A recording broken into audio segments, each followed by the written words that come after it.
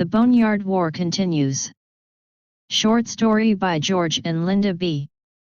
Preface. Eva took all but the elderly and those too young to fight. The plan of attack needed to be flexible the minute the fighting began. Enemies seldom cooperated to destroy themselves. The attack was to begin before the two marauders left for the day. They planned to use fire to block the exit to the basin.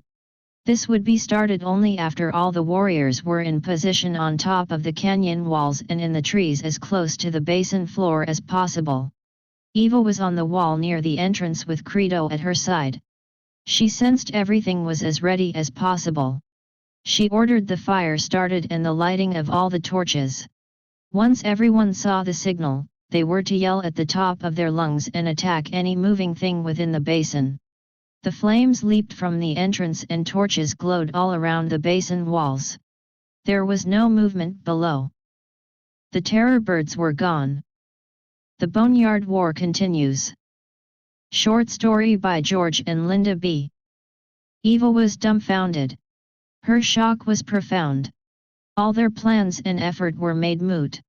She immediately realized the birds could be assaulting their camp. She signaled Credo, her companion saber cat, to run to the camp immediately.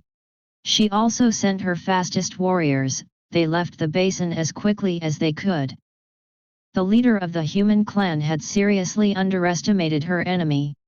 They were not simple, instinct-driven animals. Eva suspected for the first time that the terror birds had a leader and that the leader could reason.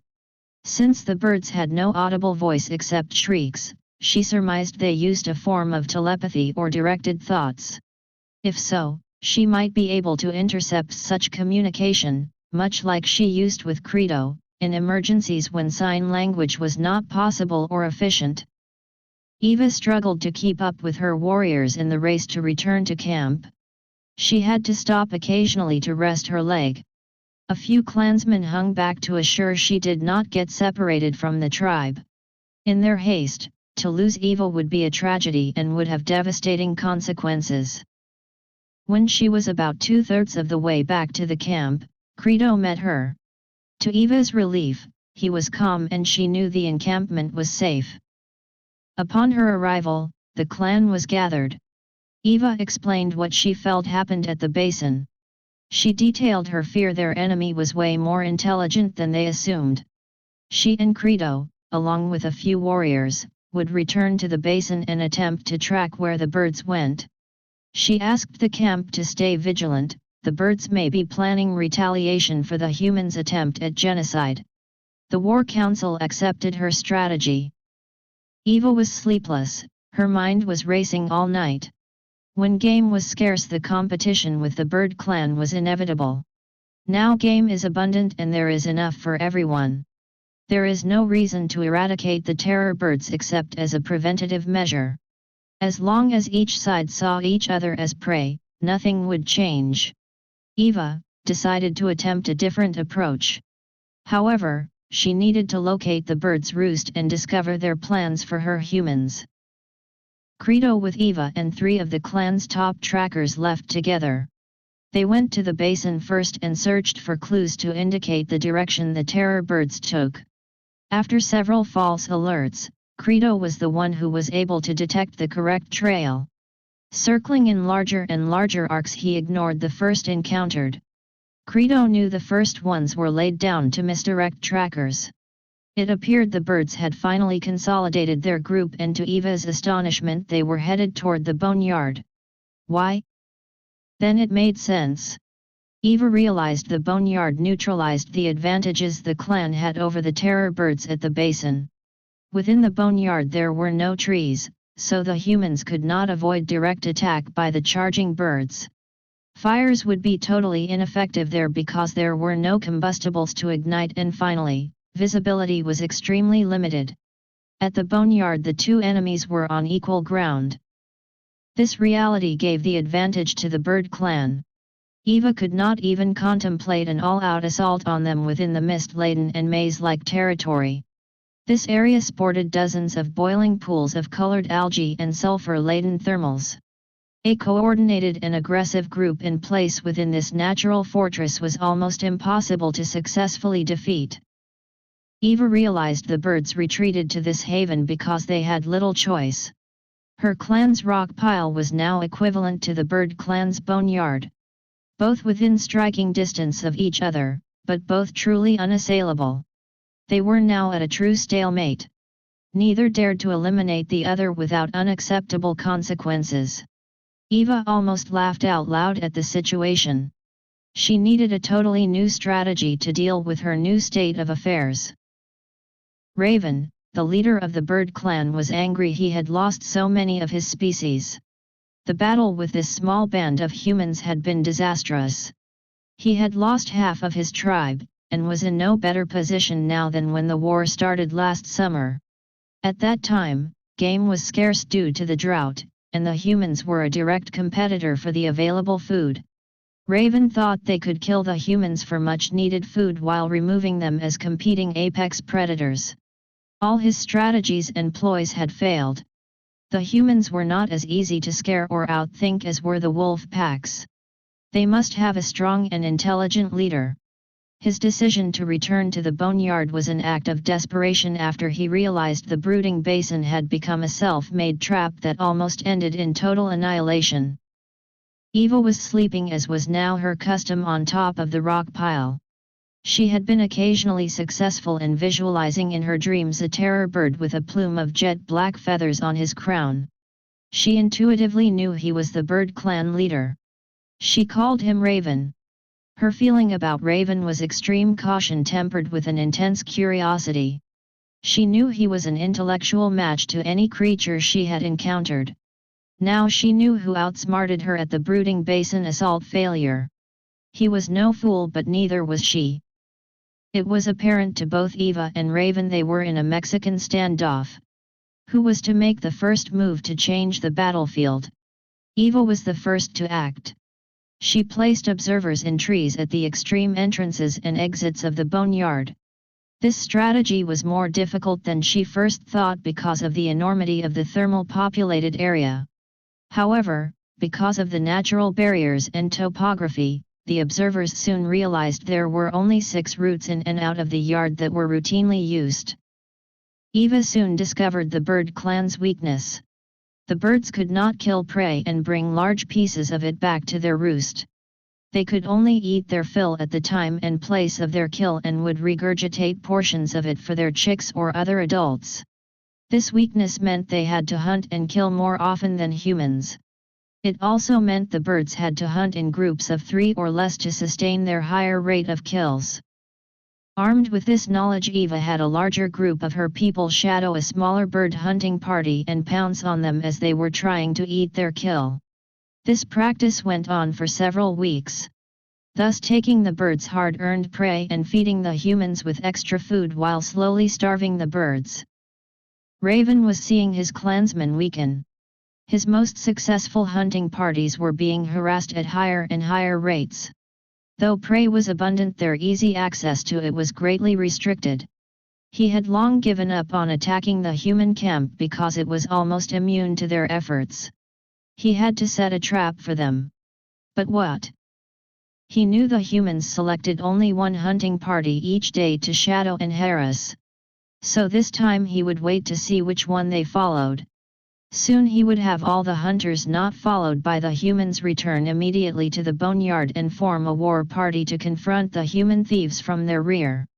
He would attack en masse the unsuspecting and hopefully outnumbered humans. Eva was uneasy for some reason, though her plan to combat the terror birds was working flawlessly. She warned her marauding team to never allow themselves to be trapped in a situation where a larger number of birds could outflank or surround them without recourse. She had them strategize how to react to such a situation. The confrontation between the two species came one day in midsummer. Eva and Credo were tagging along on this day. Eva had a nightmare the previous night and knew to expect something new. She remembered dreaming Raven led a large group of terror birds in an ambush on a group of her hunters. She was mentally ready. Though she was strong and healthy, her leg prevented her from keeping pace with the faster hunting party. So she lagged behind with Credo by her side. Eva kept an eye on trees she could negotiate quickly to limit an easy attack from a group of terror birds. The same tactic she instilled in her clansmen. While her leg was a problem, she could still negotiate the same tree haven Credo could. One that was slanted. Together they could hold off several attackers if the assault was coming from only one direction. Eva and Credo sensed danger simultaneously. The hair on her neck stiffened. She immediately surveyed her surroundings. The clansmen were in front of her and were out of sight and voice contact as well. This left the impending danger behind her. She spotted a tree that had been partially uprooted and hung over a deep gorge. She and Credo scrambled quickly aboard. She had a clear shot at anything approaching the base of the leaning tree. Eva first saw them as black figures moving over a ridge behind her. She counted over a dozen or more. The clan's hunting party ahead was only 6 in number. A one-on-one assault at ground level would be disastrous for the humans. Though Eva was in clear sight, she sensed they had not yet detected either her or Credo. Eva then saw Raven. He was the largest of them all, probably 9 feet tall and weighing 600 pounds. His black crown plume further distinguished him from the rest. She and Credo were no match for even two of this group if on even turf. However, with the element of surprise and her ability to keep out of their reach, Eva could cause them substantial delay and difficulty. She decided to act. She allowed the 2 lead birds to pass by and hoped Raven was at the lead of their war party. To her surprise, he appeared like magic within 100 yards of her. Eva readied the best stone she had in her sling. She steadied herself and calculated the closing distance. The wind-up included circling the stone-burdened sling over her head several times. When she released the stone, it was at its maximum velocity and perfect vector. Her effort almost dislodged her from her perch. The stone zoomed with deadly speed toward her target. As luck would have it, Raven stopped abruptly. One of his lieutenants stepped in front of him and took the full force of the projectile to his right temple. He died instantly. Raven saw a tiny female human and Credo within 30 yards of him. He eyed her and his fallen clansmen. He turned with a shriek and retreated with his entire party, knowing his sneak attack was now discovered and a failure. Eva could not believe her eyes. Knowing them not to be cowards, she concluded Raven suspected an ambush to his ambush was awaiting them. She could not believe her good fortune. After some time, she and Credo dismounted the tree and began to clean and butcher the dead bird. Within 2 hours the clan's 6-member hunting party returning home met up with her. They were dragging tree limbs upon which was the butchered carcass of a freshly killed elk they took from the terror birds. They now assisted Eva and loaded the terror bird on the drag. All in all, this day was a great day for the humans and a doubly bad one for the birds. Raven was stunned. How did the humans know his plan? Their leader must be an old and wise male. The young female that killed his lieutenant must have been an expendable underling. A rear guard left to die for the benefit of their people. In his long memory, these humans were the most difficult, stubborn, and ruthless enemy he had ever faced. From this terrible day forward, Raven sent out a minimum of 6 hunters in a party. This reduced their opportunity to kill prey but guaranteed what they killed they could eat. Eva, realizing Raven's change in strategy, did not challenge a pod of 6 terror birds. She felt to do so required at least 12 of her best clansmen. The risk of losing people going against these odds was prohibitive. The 2 warring parties returned to a relative stalemate. However, the humans now had established they were the dominant party in the war. Winter was quickly approaching and neither clan had attacked or harassed each other. For some time, both were preparing for the upcoming bitter winter in the best way they knew how. In fact, both groups knew the hunting patterns of the other and avoided any possible conflicts. An unofficial truce evolved between the 2 parties. But then something quite unexpected and new happened. The two groups began to focus on the same bison and elk herds, though from two different directions and techniques. They found out quite by accident that the activities of one clan could easily assist the other with their hunting efficiency. And more this coincidence kept happening. Thus, clans mutually benefited from each other's efforts. This was not lost on Eva or Raven. They understood the implications. One day a large human party stumbled across a smaller bird party eating a downed bison. The humans did not rush the birds and steal their prey. They simply, slowly, and visually bypassed the birds and their prize. Soon after, a small child had wandered off from the human encampment. When the parents and a search party tracked down the toddler, it was noted two terror birds had been within easy killing distance of the lost child and had not harmed it in any way. Eva knew this situation was probably only temporary and was a direct result of the abundance of game for both clans. The real test would come when again competition for food became an issue. Raven had also noted the difference in the hunting activities and interaction between the two clans. He welcomed the relative truce but was always apprehensive and curious about who was the human leader. He had his suspicions but could never feel certain he was correct. He hoped someday to discern who it could be. He was confident the opportunity would come. The giant red-haired humanoids were a scourge everywhere they traveled. They were always looking for new hunting grounds because their need for food was enormous. They were violently attacked by any human bands they neared because they fed on the humans as choice prey. Since they appeared to be humans themselves, they were considered cannibals by the smaller subspecies.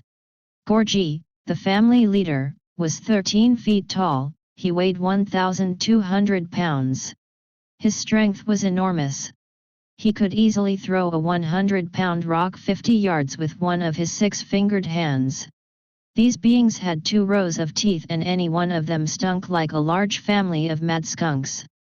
The odor factor was the only characteristic that gave their prey a chance of avoiding their attacks. Gorgi's family unit had a total of 10 individuals. There were maybe 5 such families within an entire country-size area. These families were all genetically related but had to separate to find enough food to sustain themselves. One family could kill and eat an entire bison herd within a few weeks. Everywhere they went they brought violence, fear, and starvation. They were the apex of apex predators and nothing stood in their way. Unfortunately, they were on their way toward the boneyard. These enormous hominids called themselves the Immortals. The humans called them red skunk giants. Gorgi, like his fellow travelers, was arrogant and disdainful of all life, including his own people. He and the other giants felt invincible and as with pride which led them to use only the crudest weapons. With their size, strength, and speed they were no match to any animal, except for possibly a mammoth or giant land sloth. Eva had several nightmares over the last several months about a coming challenge. She had dreams of 2 technical improvements regarding their weapons but did not fully understand what she was seeing. One appeared to be a tree sapling that had been bent into a bough with thin rawhide strap holding the 2 opposing ends. A stick with feathers on one end and a pointed rock attached to the other was launched forward with amazing speed and force. She tried to make such a device but had been frustrated by several issues. The other was a short stick with a small hook on one end and was used to throw spears harder, faster, and further than ever before. It basically extended the user's arm from 6 to 10 inches. This one she was able to construct and even got some of her clansmen to practice with it. They drilled a small hole in the blunt end of the spear to insert the crude hook from the throwing or spear lever. This lever laid under the hilt of the spear until it was launched. After considerable trials, her people were able to bring down bison and elk at much longer distances than ever before. Her dreams were repeated multiple times and she began to realize the rawhide strips needed to be as thin as possible and tightly twisted.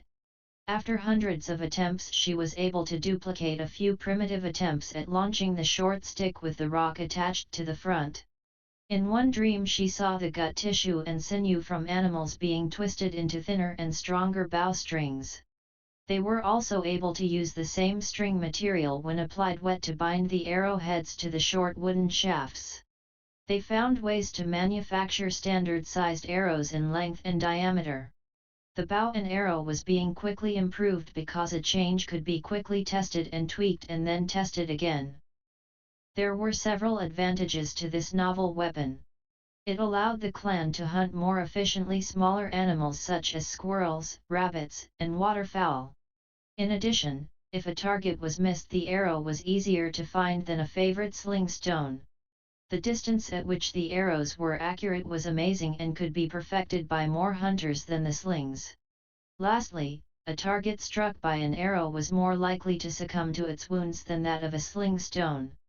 However, Eva still preferred the sling over the new weapon. The bow was bulky and required much more preparation. It was also affected by the wind and weather conditions much more than the sling stone.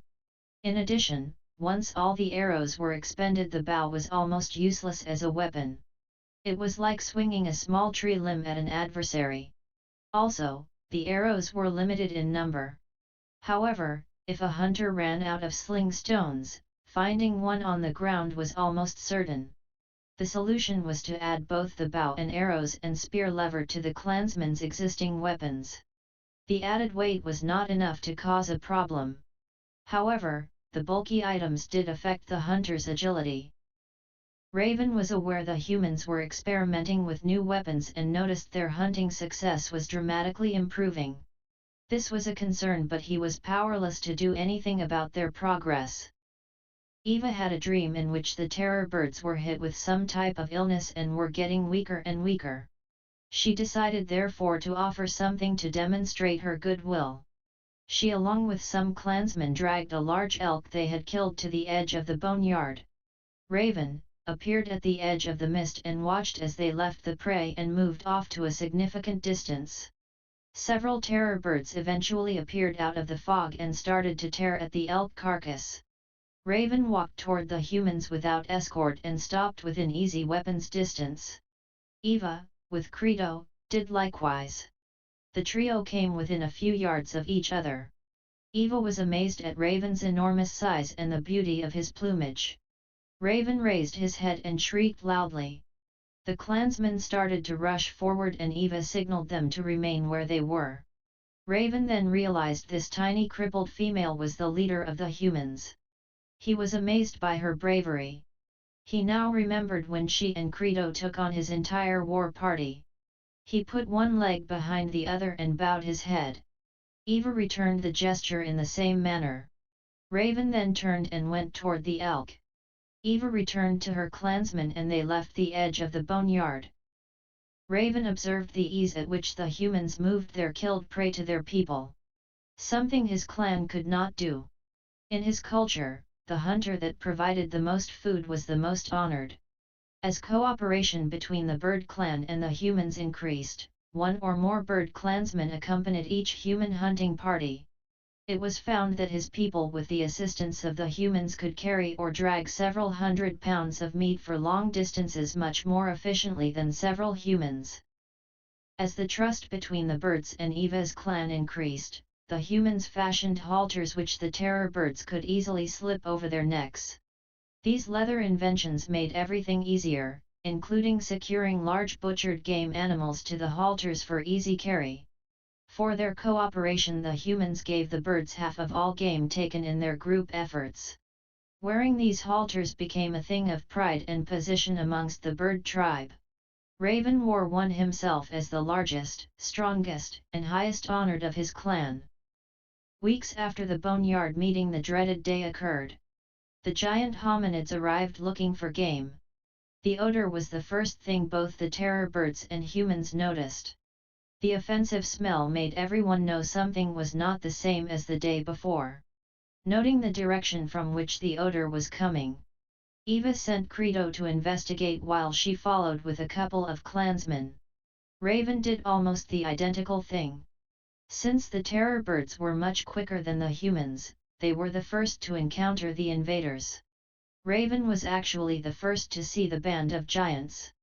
They were grouped together in a tight circle. They were gorging on several bison. Each giant had their own carcass. They quickly devoured the bison raw, including its bones, leaving only the hide and the horns of the dispatched animals. It looked like the bison had their necks broken and heads twisted off.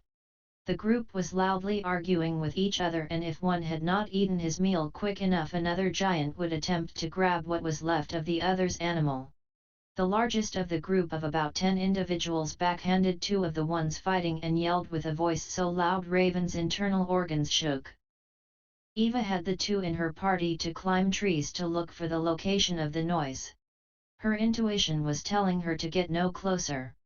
The odor was so strong she was getting nauseous. The two observers almost fell out of the trees when they saw the group of giants.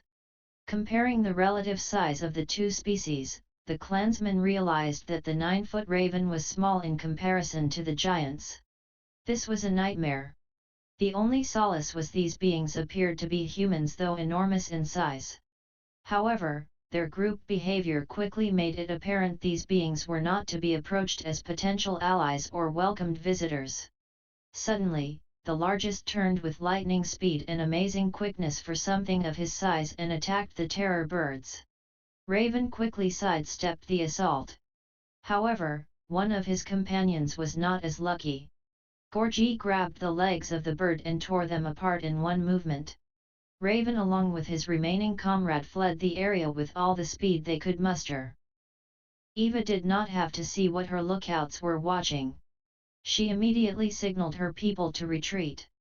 Her intuition told her this was a danger far worse than the terror birds or even the drought that starved half of her clan the year before. They were in survival mode for the human and the bird clans as well. This will take a total effort from everyone just to survive. On returning to the encampment, Eva held a group council. She told them of her fears and warned them these beasts had no compassion or understanding of other species. From this day forward the clan erased all evidence of their existence that was possible. Everyone moved deeper into the rock pile. A special effort was made to dig alternate exits from their footholds within the rocks. Total effort was made to place scouts as high in the canopy as possible, and Eva developed a system of alerts that everyone understood. Arrows covered in different colors were used for this purpose. They were silent and vocal alerts were prohibited. Piles and caches of combustible materials were located and supplemented. While the giants knew about fire, they appeared never to use it. They ate everything raw. Credo and Eva went out by themselves. Her nose and her intuition told her where the skunk-smelling hominids were located. She and Credo found an observation perch and watched the beasts for hours. She realized neither the bird clan nor her people could hunt while the things were present. Her tribe had to leave, starve, or fight, and they probably couldn't leave without being hunted down and eaten in the process. This was the easiest decision she ever made. They would fight. But how? While observing the giants, Eva discovered some things that could be used to defeat these enormous humanoids. First, they had no true cohesion or loyalty. The biggest skunk that seemed to be their leader was one they appeared to call Gorgie. The group feared but did not respect or honor him. Gorgie yelled and used physical abuse to enforce his orders. They were afraid of being shunned or exiled from the group or family. The giants' weapons were crude stone for the most part. They had something that resembled a spear, but it was not tipped with a sharp stone. The weapon was just the smaller end of a straight tree trunk. Their clothes were a bit more sophisticated. They might have been even woven by someone or made by some technology Eva had not seen before. It was as though these beings had access to better technologies but chose to do without it or were not allowed to use it by some higher power. Her first thought was they needed to isolate one of the family and dispatch, injure, or scare it to death. The plan would be to lure one or more of them away from the rest and complete the plan. Eva and Credo went to the boneyard and stood at the outer limits of the mist clouds. Raven soon appeared. Eva pointed toward the giants' camp, then pointed toward the brooding basin. She then passed her hand across her throat. Next she pointed to the sun twice. Raven bowed and returned into the fog. For 2 days the clan made the same preparations they had made for the terror birds when they had attempted to trap and exterminate the birds within their box canyon. Eva called this area the brooding basin. The walls were almost vertical and were at least 100 feet high. The gap in the walls was in one place and could easily be blocked by a large fire. The humans could place themselves on the canyon walls and in the tall trees around the small lake in the basin. From these perches they could launch arrows, sling stones, fire, and boulders. The terror birds that lead the skunk giants into the canyon would be augmented by at least a dozen more terror birds hiding within the basin. The number and locations of the birds hidden was up to Raven. Before sunrise on the third morning, Eva with Credo walked to the edge of the boneyard. Raven came to Eva and sat down by her side. He lowered his head and grunted. Using the halter he was wearing, she took the hint and climbed upon his back.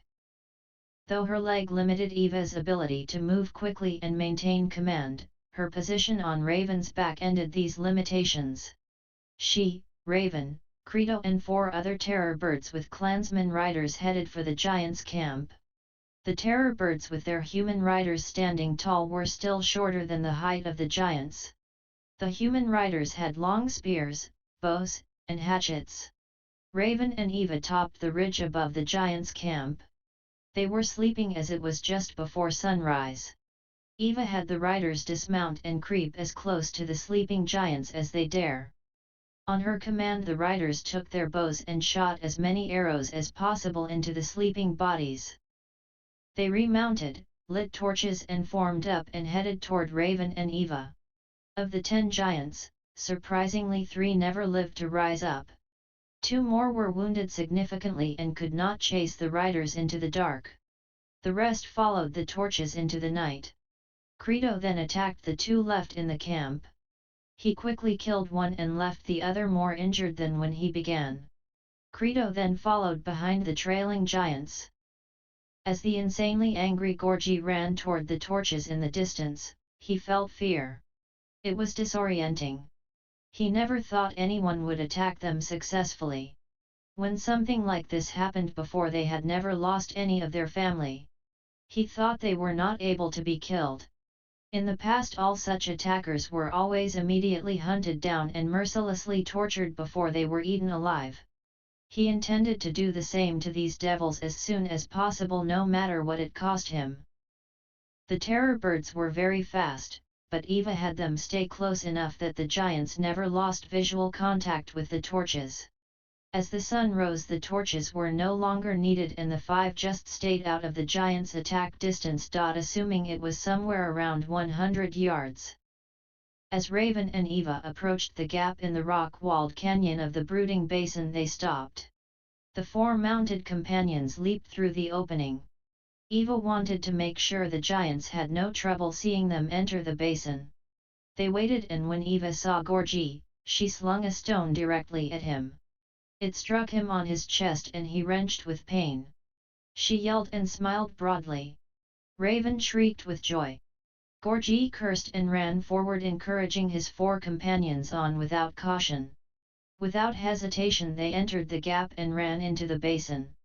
After the giants entered, the clan moved brush, dried grass, and other dry wood to the entrance and lit it immediately. The clan had collected leather bags of pitch from pools near the boneyard and threw them on the flames as well. The entrance quickly became a furnace. While the fire was building, the 5 riders were forming up on the opposite side of the lake. The giants rushed forward and halted near the shore. Gorgie screamed with anger as he looked with rage at the terror birds and humans across the water. Eva responded with a high-toned yell. Raven shrieked with 3 bursts, each louder than the one before. The humans returned Eva's yell from the canyon walls and from the trees within the basin. Repeating the same yell, Raven made 24 terror birds appeared from the brush near the canyon walls and moved forward. Gorgie was stunned and his cursing stopped, his heart fluttered hard in his chest. He turned and ran for the entrance. Their enemy allowed them to proceed as far as they wished. The heat was so intense once they passed the first rock outcrop the lead giant's clothing ignited. She ran from the gap on fire and jumped into the lake. Gorgie and the rest returned to the basin and picked up stones or anything else they could use as a weapon. A most foolish giant threw a large stone toward Raven and Eva. Raven with Eva mounted on his back simply sidestepped the projectile. The thrower was struck almost simultaneously by 24 arrows and fell dead in seconds. Gorgie fell to his knees screaming and covered his face with his hands. He knew he was at the mercy of these beings from the boneyard. Eva had to think fast. Was there any reason to spare the lives of the 4 remaining giants? She had no desire to turn them into prisoners. She couldn't even afford to keep them fed. Nor did she want to free them to prey on other clans or animal herds. She could release 1 or more to warn other giant families to stay away from the boneyard, or she could kill them all. Turning to Raven, she gave him the decision to do what he felt necessary. Raven remembered the way his lieutenant was ripped apart like a toy by Gorgie and he didn't even blink. He gave the order to attack and the terror birds rushed the surviving giants. Within 2 minutes the giants were shredded into pieces and all that was left was the horrible odor. The bodies of the giants were left to be scavenged by whatever animals wished to graze on them, that is, the ones that could stand the smell. In months the clan would collect the bleached bones of these monsters and place them in the boneyard with the other animals that had died there. The wounded red-headed giant that Credo left alive recovered enough from his injuries, crawled off and eventually found another family. He told them of his experience and the apparent loss of Gorgie and the rest of his family. The new group listened and then quickly killed the coward. They left his body for the worms that could stand the odor. A golden age persisted for several seasons in and around the boneyard. Both the Rockpile human clan and the Terror Bird clan continued to cooperate and thrive. The connection and mutual respect between Raven and Eva became a given fact. The 2 clans were the uncontested rulers of the boneyard and the thousands of square miles around it. To be continued. Linda and I hope you have enjoyed this chapter, which is a stand-alone short story and part of an eventual book about the boneyard and Eva. We invite you to read our book about another amazing young woman, found in print and as an ebook on Amazon and other vendors.